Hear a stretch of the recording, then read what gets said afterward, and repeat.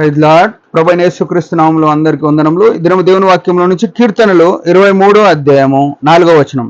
గాఢాంధకారపు లోయలో నేను సంచరించినను ఏ అపాయమునకు భయపడను.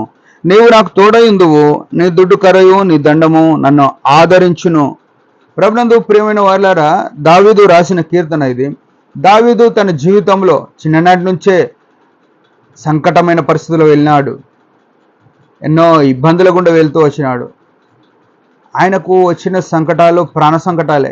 ఆయన మందను మేచుకున్నప్పుడు తండ్రి మందను మేపుతున్నప్పుడు సింహము ఎలుగుబంటి వచ్చిందంటే ప్రాణ సంకటమే. ఆయన అదే తరుణంలో గొలియార్దు ఫిలిప్తీలకు ఎదురుపడ్డప్పుడు ఈయన గొలియార్దును చంపడానికి పోయినాడంటే అది సంకటమైన పరిస్థితులే.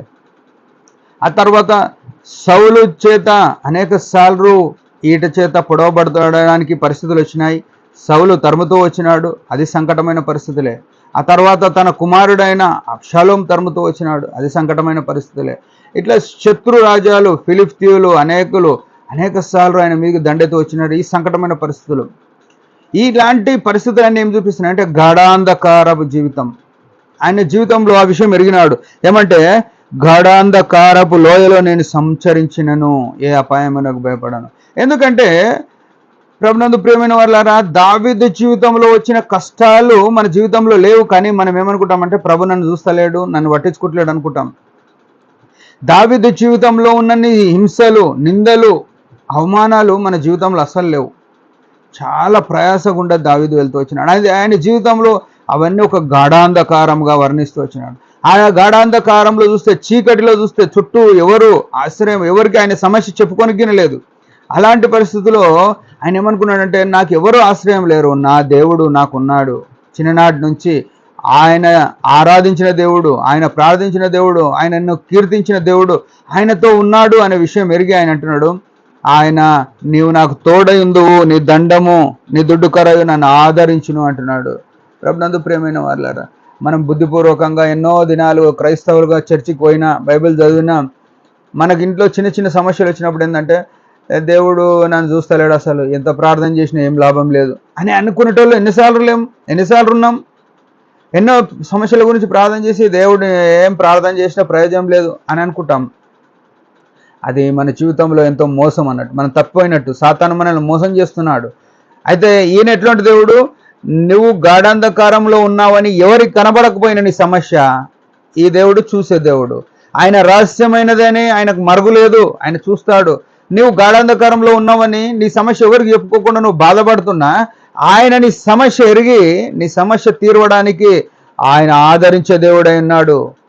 ప్రభునందు ప్రేమ దావీదు అంటున్నాడు, నీవు నన్ను ఆదరిస్తావు, నీ దుడ్డు కర్ర నీ దండము నన్ను ఆదరిస్తుంది అని చెప్తున్నాడు.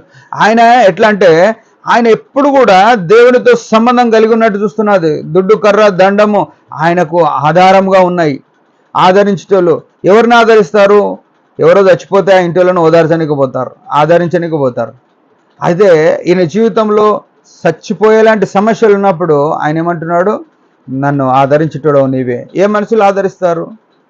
ప్రభునందు ప్రియమైన వారులారా, ఈ గొప్ప ఆదరణ మనకు కావాలంటే మన దేవుని మనం ఆశ్రయంగా చేసుకోవాలి. దావీదు తన ఆశ్రయంగా చేసుకున్నాడు.